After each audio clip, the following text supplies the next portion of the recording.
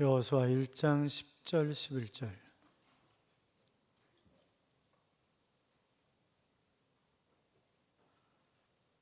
같이 읽겠습니다.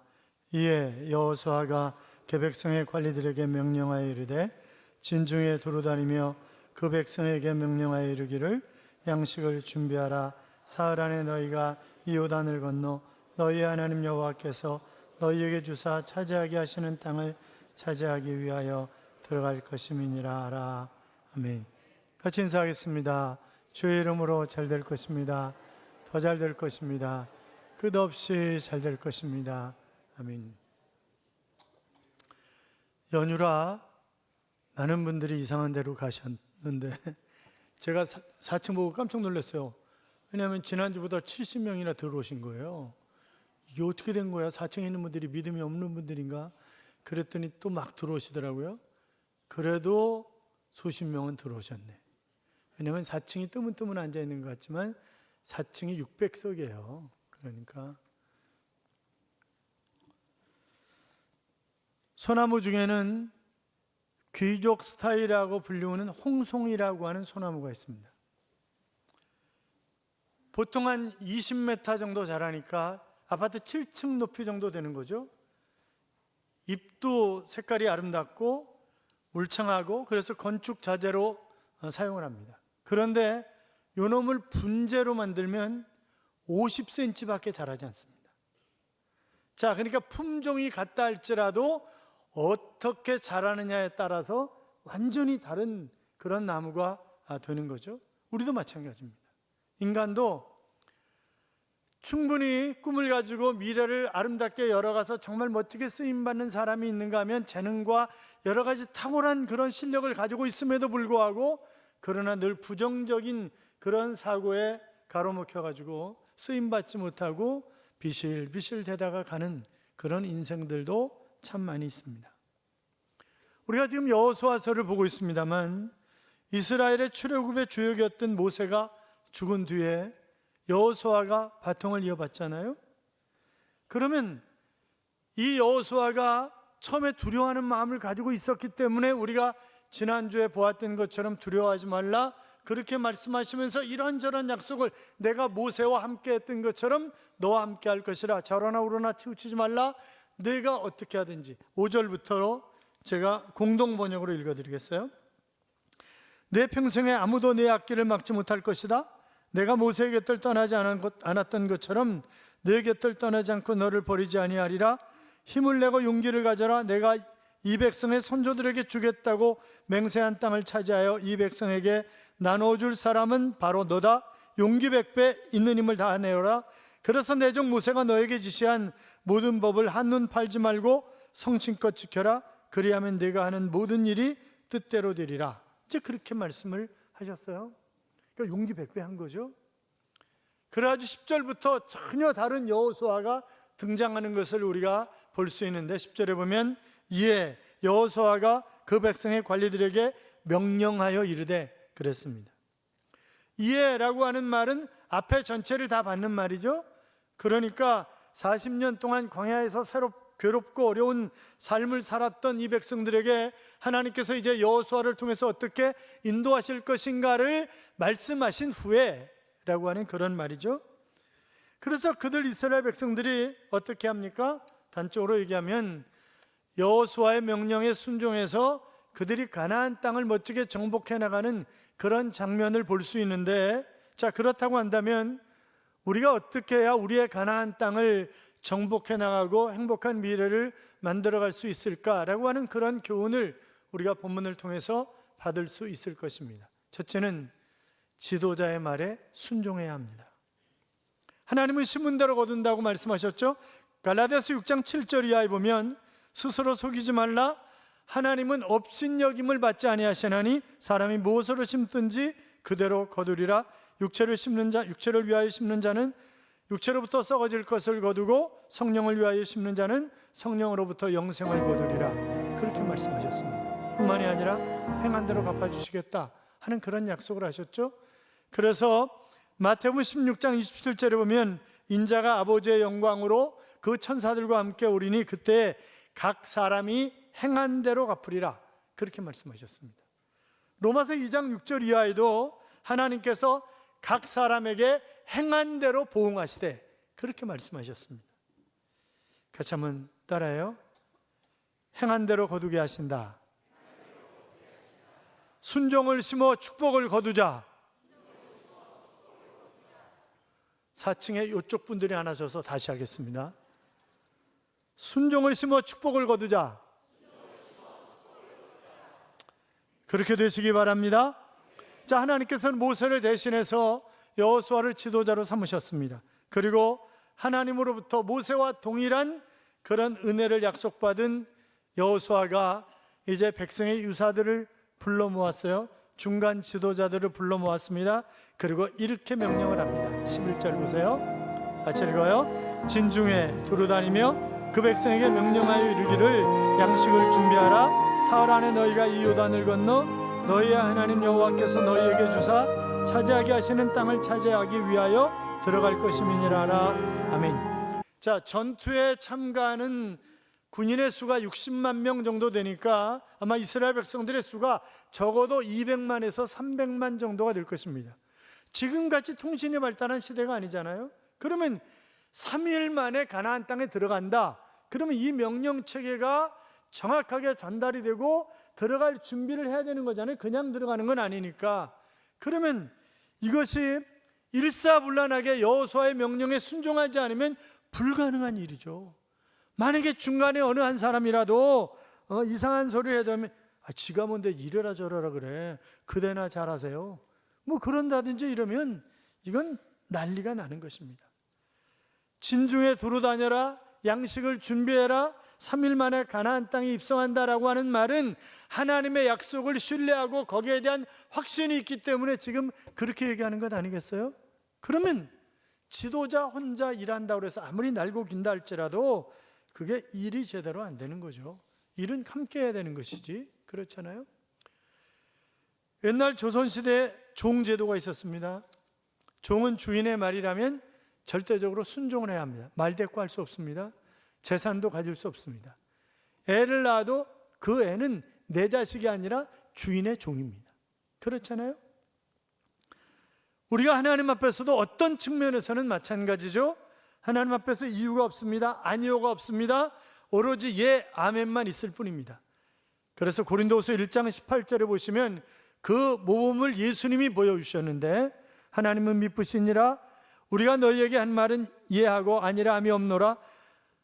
우리 곧 나와 실로아노와 디모데로 말미암아 너희 가운데 전파된 하나님의 아들 예수 그리스도는 예하고 아니라 함이 되지 아니하셨으니 그에게는 예만 되었느니라. 하나님의 약속은 얼마든지 그리스도 안에서 예가 되니 그런즉 그로 말미암아 우리가 아멘하여 하나님께 영광을 돌리게 되느니라. 그렇게 기록하고 있습니다.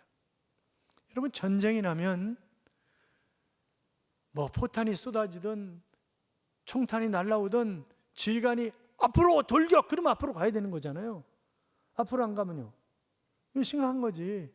그러니까 김정은이가 그런다잖아요. 남한하고 싸우면, 남조선하고 싸우면 우리가 백발백중 이긴다. 왜냐하면 우리는 앞으로 그러면 100% 다 앞으로 가는데 남조선 군인들은 앞으로 그러면 총 맞아 죽으려고 하냐? 니 나가라. 이러는 사람이 무지기수일 거다. 그래서 전쟁은 자기네가 이긴다. 그따위 소리를 하는데 그렇지 않아요? 우리나라 군인들이 얼마나 신실하고, 김병무 장관님 그렇지 않아요? 네. 저분이 연대장 출신이에요. 그러니까 우리가 보면 하나님 앞에서도 마찬가지죠. 가라 그러면 가는 거고, 서라 그러면 서는 거고, 내 상식과 지식과 경험과 이런 것으로 이해가 되지 않는다 할지라도 하나님의 명령이기 때문에 순종하면 길을 열어주시는 거잖아요. 우리가 그렇게 살아왔잖아요, 지금까지. 같은 맥락에서 하나님께서 오늘 이 제자교회를 통해서 시들어져가는 한국교회를 살려내고 미래에 어떤 큰 일을 이루시기 위해서 우리를 불러주셨다고 한다면, 또 한 사람이 이 비전을 끌고 나가야 한다고 한다면, 그 세워주신 사람이 담임 목사라고 한다면, 그 목사가 평생 하나님의 말씀으로 훈련받고 하나님의 스타일을 따르는 사람이라고 한다면, 자기 배만 자기 등만 따서 오려고 하는 사람이 아니라 성도들을 생각하는 사람이라고 한다면, 여러분은 그 사람을 믿고 하나님의 뜻을 따라 협력하고 이 일을 이루어내야 되는 것 아니겠습니까? 우리에게 이런 믿음과 확신 그리고 신뢰가 형성되지 못한다면 신앙생활은 힘들어지는 것입니다. 신앙생활은 누구를 위해서 해주는 것이 아니라 내가 은혜 받아야 되고 내가 쓰임 받아야 되고 그런 자리에 내가 서 있어야 하는 것인데 그렇지 못하다고 한다면 심각하게 고민을 한번 해봐야 되는 거죠. 그렇잖아요?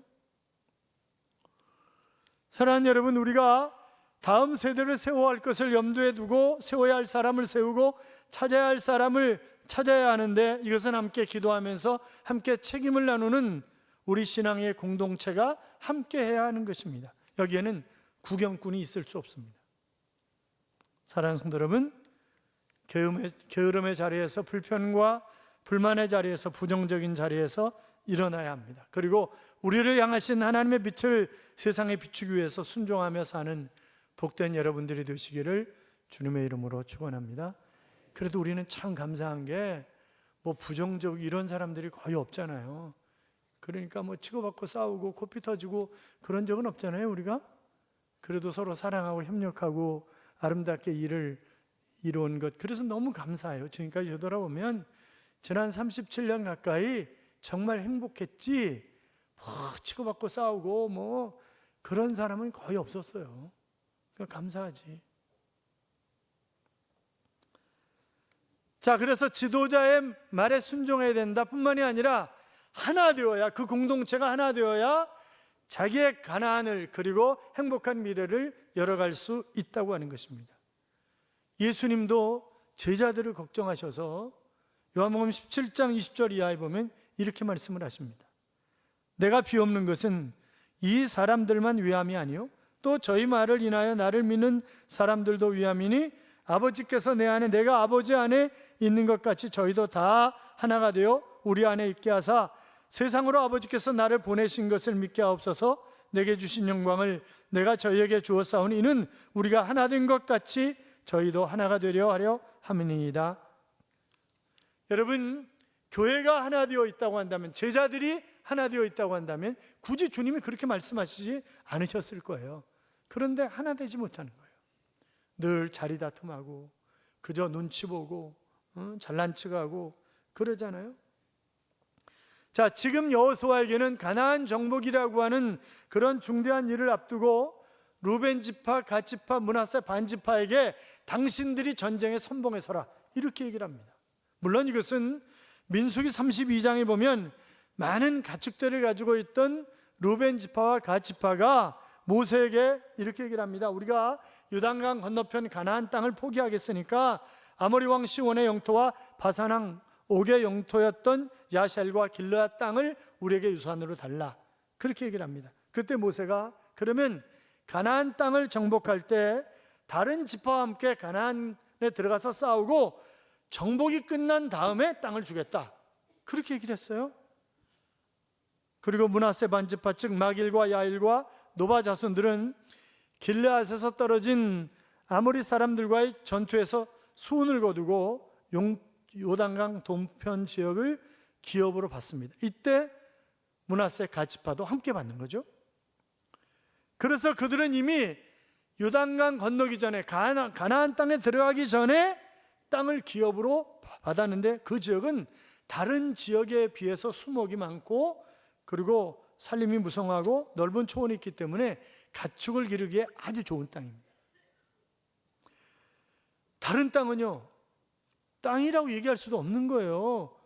순 모래예요. 모래도 그냥 모래가 아니에요. 모래가 얼마나 비싼데 그냥 모래가 아니에요. 이거는 먼지 모래예요.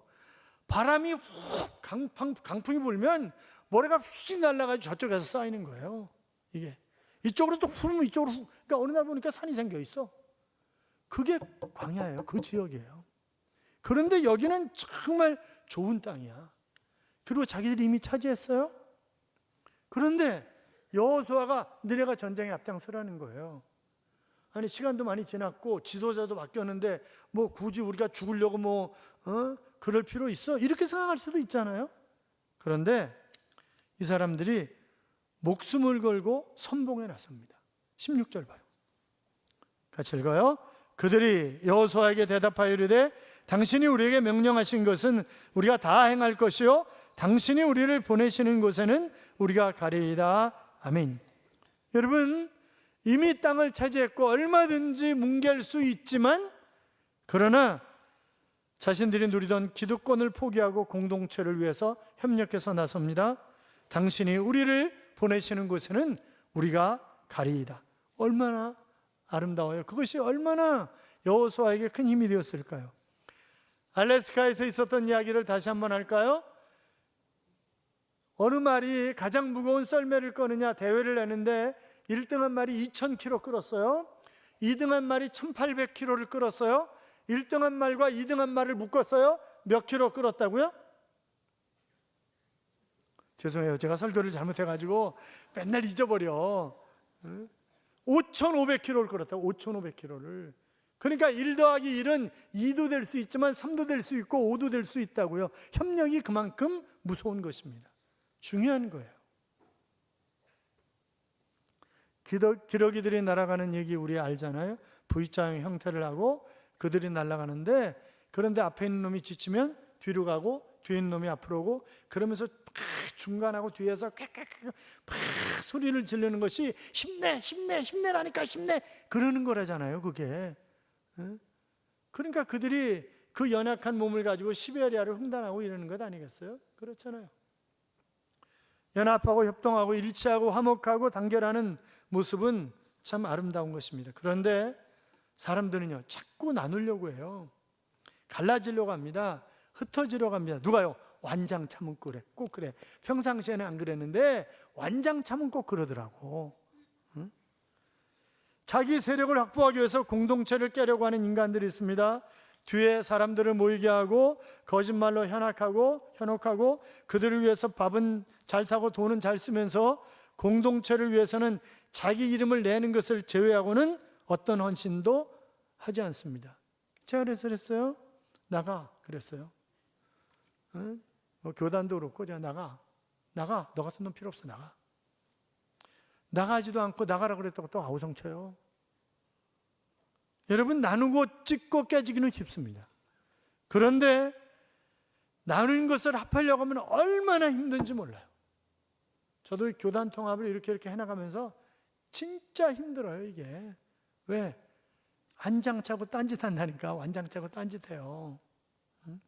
사랑하는 여러분, 하나 되어 좋은 믿음의 동력자, 협력자가 되시기 바랍니다. 자신이 가진 기득권에 대한 욕심을 버리고 겸손한 마음으로 협력할 때 나의 가나안을 차지했을 뿐만이 아니라 행복한 미래를 열어갈 수가 있습니다.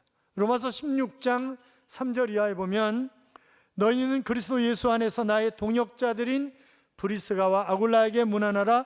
그들은 내 목숨을 위하여 자기들의 목까지도 내놓았느니 나뿐 아니라 이방인의 모든 교회도 그들에게 감사하느니라 그랬습니다. 여러분 생각해 보세요. 브리스길라 아굴라 부부가 왜 바울을 위해서 목이라도 내놓았겠습니까? 바울에게 충성하는 것이, 자기의 담임 목회자와 같은 바울에게 충성하는 것이 주님에게 충성하는 것이라고 믿었기 때문에 그렇게 한 것이지, 그런 믿음이 없으면 어떻게 그렇게 할 수가 있겠어요? 그렇잖아요. 여러분은 동역자입니까? 아니면 구경꾼입니까? 하나됨으로 하나님과 교회에 꼭 필요한 협력자로 끝까지 남아 한국교회를 살려내는 주역이 되시기를 주님의 이름으로 축원합니다. 또 한 가지는 섬김입니다. 섬김. 자, 17절 18절 같이 읽어요. 우리는 범사에 모세에게 순종한 것 같이 당신에게 순종하려니와 오직 당신의 하나님 여호와께서 모세와 함께 계시던 것 같이 당신과 함께 계시기를 원하나이다. 누구든지 당신의 명령을 거역하며 당신의 말씀을 순종하지 아니하는 자는 죽임을 당하리니 오직 강하고 담대하소서. 아멘. 자, 여호수아가 하나님의 약속과 지지를 받았어요. 그것도 굉장히 비교할 수 없는 큰 힘이지만, 그러나 이스라엘 백성들 유사들이, 아니 이 지금 므낫세 갓지파 이런 지파들이 걱정하지 마십시오. 우리가 선봉에 섭니다. 만약에 선봉에 서지 않으면 그놈은 죽임을 당할 것입니다. 걱정하지 마십시오. 얼마나 큰 힘이 되었을까요? 얼마나 위로가 되었을까요? 그렇잖아요. 목회를 하면서 마찬가지죠. 뒤에 예배 마치고 나갈 때나 아니면 어떤 새로운 일을 시작할 때 목사님 걱정하지 마세요, 우리가 있잖아요, 힘내세요. 아니 설사 그 말이 침에 발린 얘기를 할지라도 그래도 상당히 위로가 되고 힘이 되는 건 사실이란 말이에요. 그렇잖아요. 지난 목요일 날 이제 강도사고시가 있었고, 그 다음에 유재단 이사회가 있었고, 연금재단 이사회가 있었어요. 이제 제가 다 관여되어 있기 때문에 뭐 고시부장이고, 그 다음에 유재단 이사장이고, 또 연금재단 이사고 이러니까 날짜를 하루에 다 회의를 하는 걸로 시간 나눠가지고 며칠씩 가 있을 수가 없으니까 이제 그렇게 했어요. 유지재단은 이제 교단 소속이 아니라 경기도의 지도를 받는 거예요. 그래서 교단의 주인은 누구냐? 유지재단이 교단의 주인이에요. 근데 이제 제 임기가 끝났어요. 그리고 제가 이제 뭐 얼마 있다 은퇴해야 되니까 다 내려놔야 되는 거잖아요. 뭐 그것뿐만이 아니라 뭐 목회대학원장이나 다 내려놔야 되는 거죠. 그래서 이거 다른 사람 뽑아야 된다. 그랬더니 길길이 뛰면서 안 된다는 거예요. 그냥 하라는 거예요. 아니 어떻게 하려고 그러냐고 도대체. 아니라고 해서 우기고 경기도에 올렸어요 다시. 그래서 그럼 없는 데서 살아보라고. 그러면서 오면서 또 한편으로는 그래도 믿어주니까 감사하다, 그런 생각도 들더라고요. 그렇다고 해서 제가 3년 동안 한다는 얘기는 절대 아니에요. 사랑하는 성도 여러분, 우리 한마음 한뜻이 되어주시지 않으시겠습니까? 우리의 미래는 바로 마음이 하나가 되느냐 그렇지 않느냐에 따라서 바로 미래가 달려있다, 그렇게 이야기할 수 있습니다. 성령 안에서 우리 모두는 하나 되어야 합니다. 뿐만이 아니라 우리가 살아가면서 여러 가지 해야 할 일들이 많이 있는데 바로 지도자로서 영적인 권위를 지도자에게 부여하는 것입니다. 당신이 하나님 여호와께서 모세와 함께 계시던 것 같이 당신이 함께 계시기를 원하나이다. 하나님이 함께 하시는 사람, 영적인 지도자죠. 아름다운 신앙 공동체의 지도력은 바로 하나님이 함께 하시는 지도자로 인정될 때 권위가 주어지는 것입니다. 가장이 영적인 권위가 있을 때 그 가정이 행복할 수 있는 거죠. 교회도 마찬가지입니다. 우리 목사님은 하나님이 기름 부으셔서 세우셨고 하나님이 함께 하시잖아. 그래야 힘이 있는 거지. 그렇잖아요. 경주 교천에 채부잣집이 있습니다. 고풍스러운 한옥이 잘 지어져 있고 잘 보존이 되어 있는데 신라 대석학인 최치원의 우선으로 12대 300년 동안 만석군을 유지한 집이잖아요. 여러분 건불 10년이라고 하는 얘기가 있습니다. 아무리 막강한 권력이라도 10년이면 끝난다고 하는 얘기가 있는데 거기는 만석군으로 얼마 동안요? 300년 동안. 그런데 보면 최부잣집 가훈이라는 게 있어요. 첫째, 과거를 보되 진사 이상은 하지 마라. 그러니까 괜히 높은 직 차지해가지고 당쟁에 휘말리지 말라는 얘기예요. 재산은 만석 이상 지내지 말라. 욕심 부리지 말고 사회에 나머지는 환원하라는 거죠. 과객을 후하게 대접하라. 그러니까 누구에게나 인정을 베풀라는 얘기죠. 흉년계는 땅을 사지 말라. 그거는 부동산 투기하지 말라는 거예요. 우리 그때 IMF 터졌을 때 돈 있는 사람들 땅 사가지고 억수로 부자 됐잖아요. 그렇잖아요. 3억 하던 아파트가 8천만 원까지 떨어졌었어요. 다시 끝나고 다시 올라갔잖아요. 그러니까 돈 있는 사람이 돈을 벌어보면, 돈 있는 사람이 참 우린 가난해요. 그렇죠? 며느리들은 시집 온 후에 3년 동안 무명옷을 입어라. 사치하지 말고 근검전략하라. 이제 그런 얘기죠. 또 사방백년에 굶어 죽은 사람이 없게 하라. 서로 돕고 가난한 사람을 잘 돌보라 라고 하는 그런 얘기. 그러니까 300년 만석군의 비결은 정의롭게 살되 늘 나누면서 베푸는 삶을 살아갈 때라고 하는 말입니다. 잘 섬기라고 하는 말입니다. 그들은 일제시대에는 엄청난 액수의 독립자금을 댔다고 하는 그런 이야기도 있습니다. 나름대로 노블레스 오블리주를 실천한 그런 가문이다, 그렇게 얘기할 수 있을 터인데 정말 현대를 살아가는 우리에게도 귀감이 되는 자랑스러운 우리 조상의 모습이죠. 그러니까 요즘 재벌들이 좀 각성을 해야죠. 또 늘 지도자는 함께 나누고 섬기기 위해서 긍정적인 말을 해야 하는 것입니다. 18절 다시 읽어요. 18절 다시 읽어요. 같이 읽어요. 누구든지 당신의 명령을 거역하며 당신의 말씀에 순종하지 아니하는 자는 죽임을 당하리니 오직 강하고 담대하소서. 여러분, 건강한 긍정적인 말을 하는 사람, 긍정적인 말을 하는 사람들이 많이 모인 교회, 그건 사람도 그렇고 교회도 그렇고 건강한 교회입니다. 그러나 반대이면요, 그건 병든 거죠. 그건 병든 거예요. 긍정적인 믿음의 사람이 많은 교회는 건강하고 아름다운 교회입니다. 믿음의 세계는 무한한 가능성의 세계입니다. 열정적인 비전의 지도자와 신실한 협력자가 있고 철저히 헌신하는 백성들이 있는 한 그 공동체는 어떤 난관을 헤치고 가나안 땅을 정복해 나가고 행복한 미래를 열어갈 수가 있습니다. 사랑하는 성도 여러분, 미래 속에 우리 교회는 더욱 하나님의 말씀을 따라 순종하며 하나 되어 협력하고 헌신해서 이 세상의 어떤 교회, 어떤 신앙 공동체가 이루지 못한 큰 일을 이루어내게 될 것입니다. 한국교회를 살려내는 그런 교회가 될 줄로 믿습니다. 세계교회의 가장 아름다운 그런 모델이 될 것입니다.